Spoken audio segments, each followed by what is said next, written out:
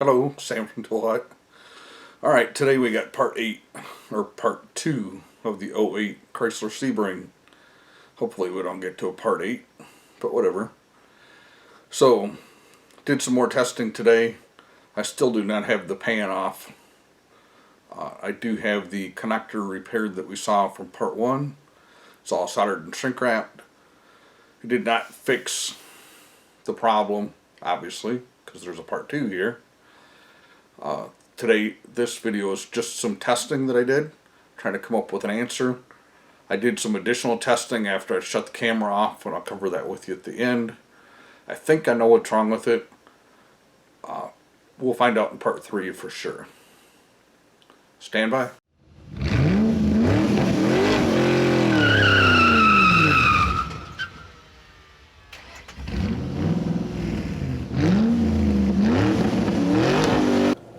Okay, so I do have a check engine light on, but I'm thinking that I'm the one that's caused the check engine light right at the moment. So I do have the air box off from it.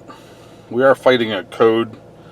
We're going to try a couple things here before we get too crazy here. So go ahead and go into diagnostics. I'm going to go to history. I'm going to go right to my Sebring here. So it's an '08 Sebring. If you didn't see video 1, see the link in the description. We're still fighting the code that we started with here. I did fix the connector. It's all soldered, shrink wrapped up together. I'll get you a picture of it. I've also fixed the leak. He did have a leak. So we're going to go to diagnosis. I'm not going to do an auto scan.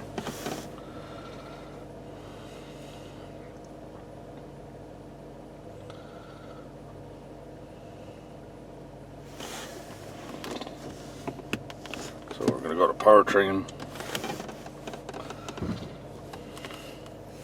Or transmission control module.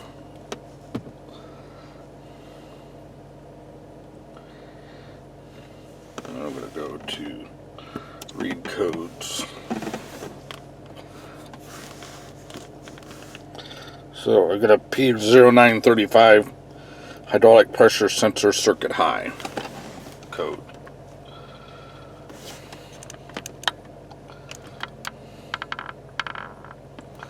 So what I'm going to do is I'm just going to scroll through some data, see if I can see anything that sticks out here.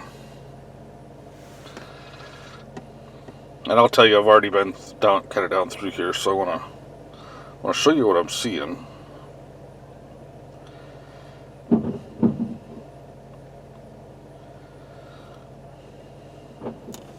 You see line pressure sensor 4.98 volts. Now, it doesn't matter what gear I put it in, if it's engine on, key on engine off, or key on engine running, it's always 4.98 volts. So the first thing I'm going to do, before I get too crazy here, is I'm going to plug in the Y-Tech and just make sure I'm not fighting my scan tool. So, hold on while I get that done. Okay, so now that I got my Y-Tech 2.0 started up here, let's go ahead and see if we get anything different here. I have not done this with Y-Tech yet.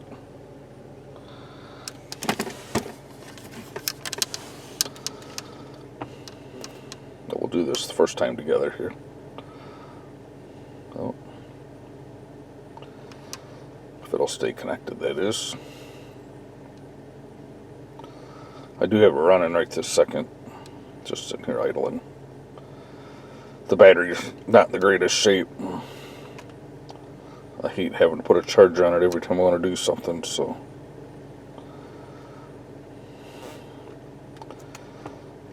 First, let's go see if we've got the same code.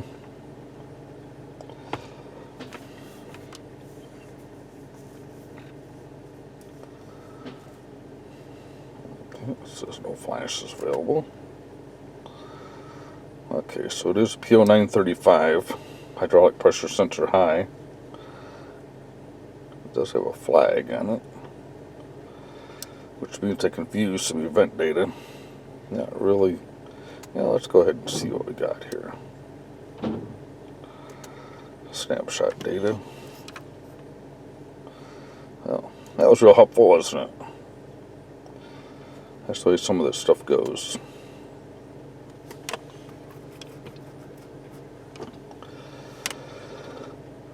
Alright, let's go ahead and grab the fast search here.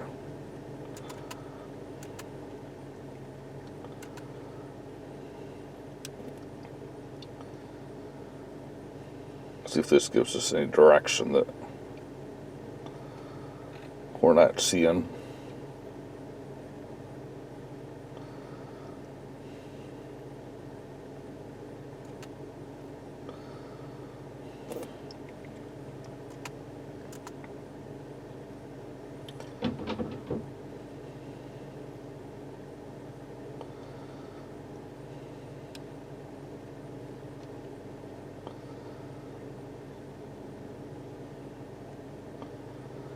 PO 935.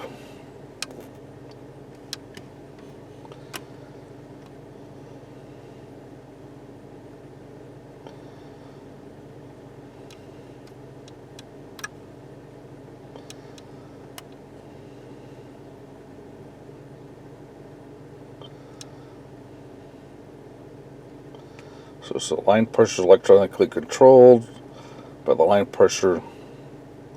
It's measured by the line pressure sensor. It changes 62% duty cycle, blah, blah, blah.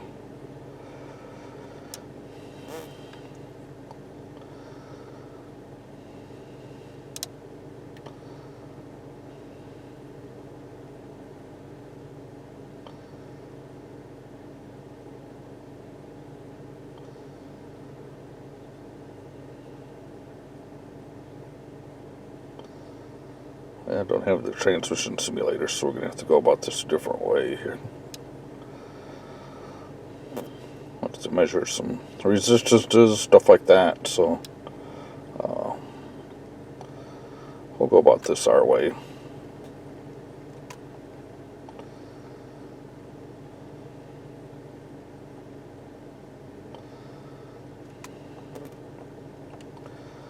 So let's go to our data.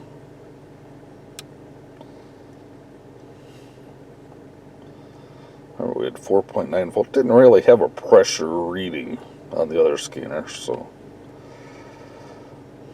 line pressure sensor 4.98 volts. That looks like the problem to me.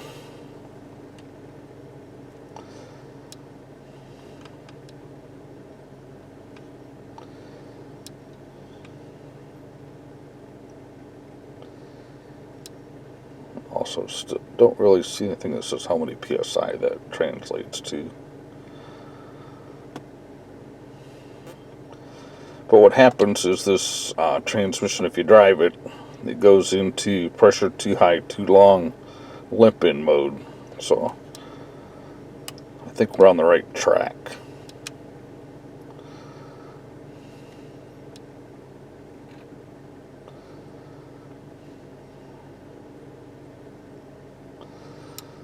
So first thing we're going to do is we're going to measure that, see what that voltage really is, right at the connector. So let's get you under the hood. Okay, so what I've done is I got this connector apart. I'll show you in just a second. I'm at the 5 volt reference for the pressure control sensor and the signal return. So the first one I'm going to do is the 5 volt reference.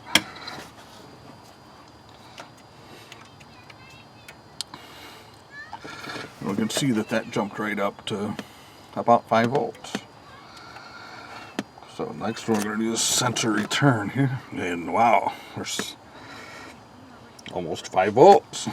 So that tells me, first of all, that the wire, it's either shorted together inside the pan,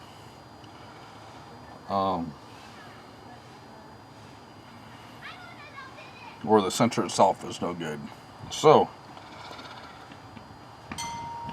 I guess the next thing we're going to do is we're going to pull the pan. We're going to order a sensor and pull the pan.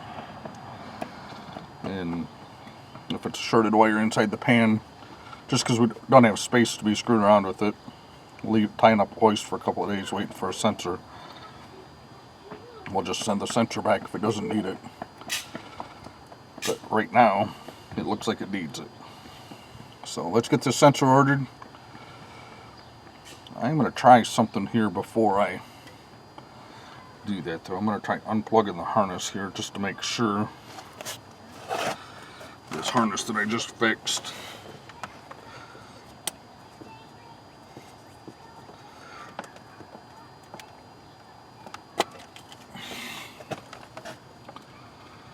I should have went to 0. Well, maybe we jumped the gun here. So let's do this. Let's pull the PCM wire.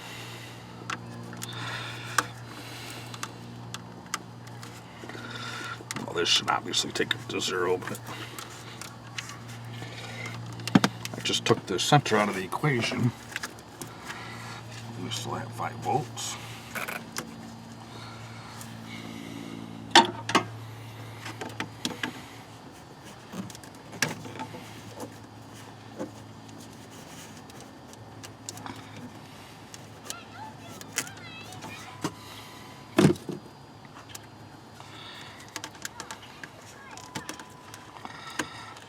Obviously went to 0.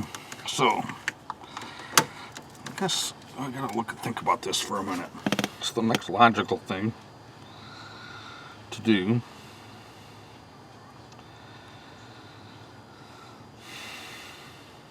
So it tells me the PCM's feeding 5 volts to both sides of it. So it tells me. But what we're gonna do,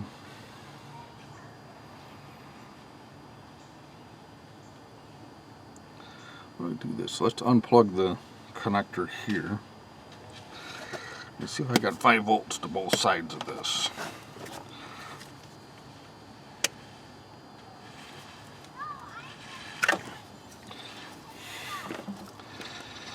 Get my AS wave connector kit out here.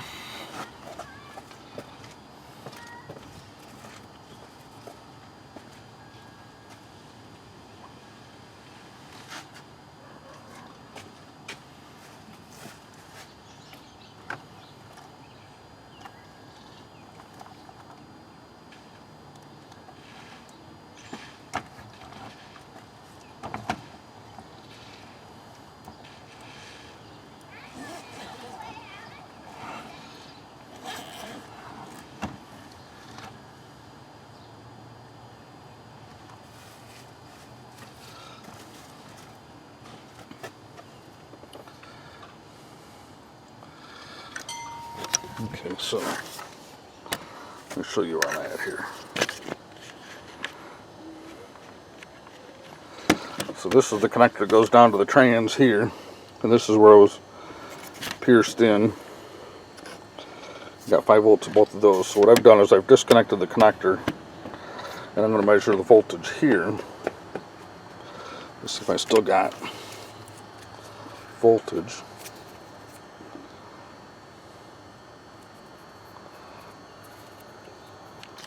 How about that? I do. I still got 5 volts there. So, one of two things. Either this PCM is feeding 5 volts to both sides of that. Here, let's try the other pin just because. Okay, yep, so we're at 5 volts at both of the 2 pins. So either the wires are rubbed together, which is always possible between the PCM and here, or the PCM is feeding 5 volts to both sides. So, just ironically enough, I happen to have a PCM for this, so we're going to plug in the PCM just before we pull this harness apart and just look and see if it does anything for us. Stand by.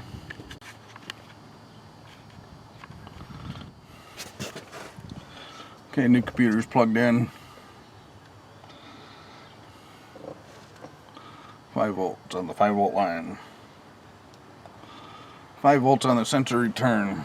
It looks to me like we're looking for a spot in the harness. Best I can tell here. So,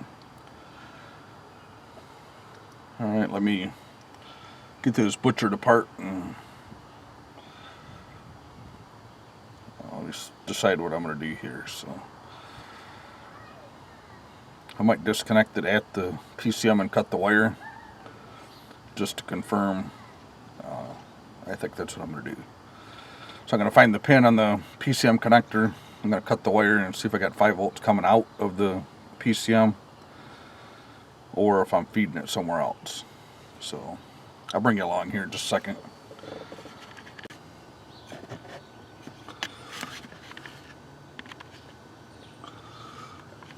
Alright, that's right at the PCM. Same connector. Or same wire. I assume it's the same wire.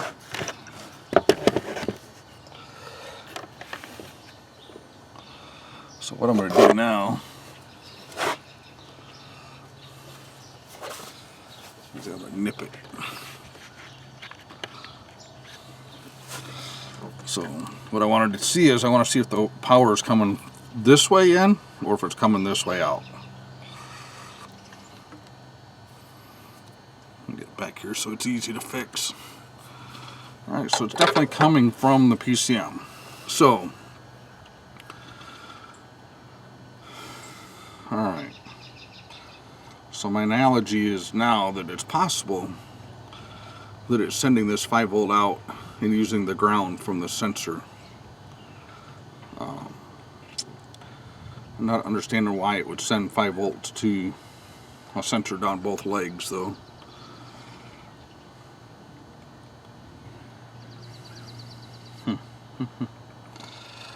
The things that make you go,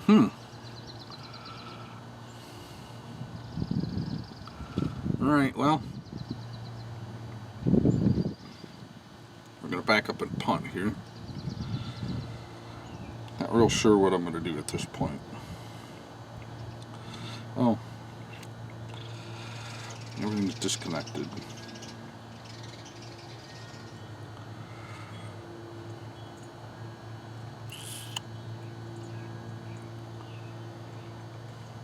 Let's see if we can measure the resistance of that sensor from up here. Let me grab a meter.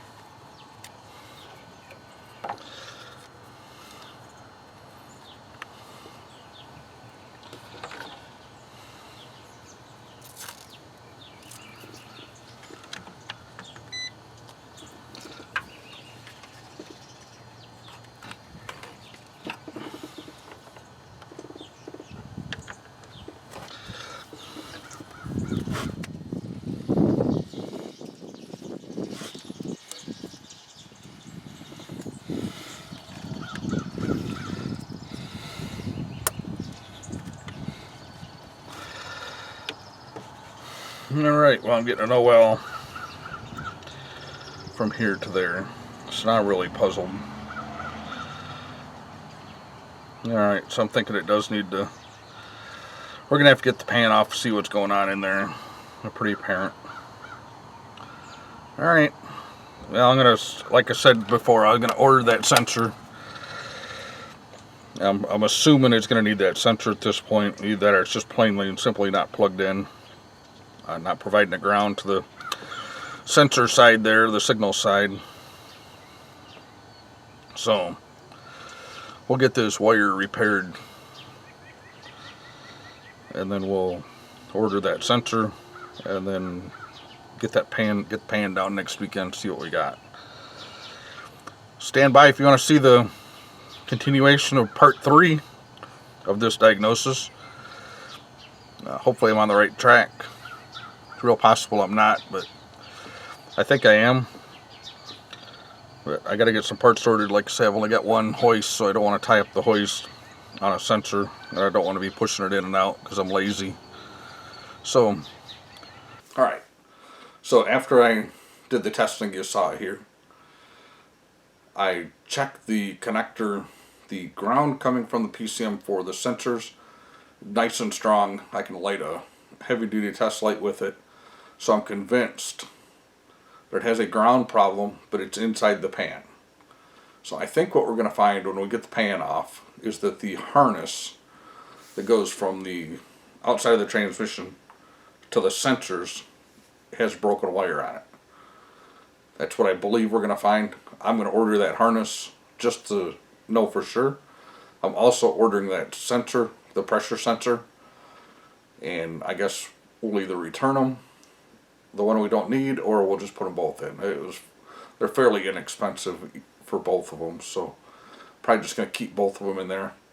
Alright, so if you want to see some more videos like this, subscribe to the channel, hit the bell if you want to be notified when part 3 comes out.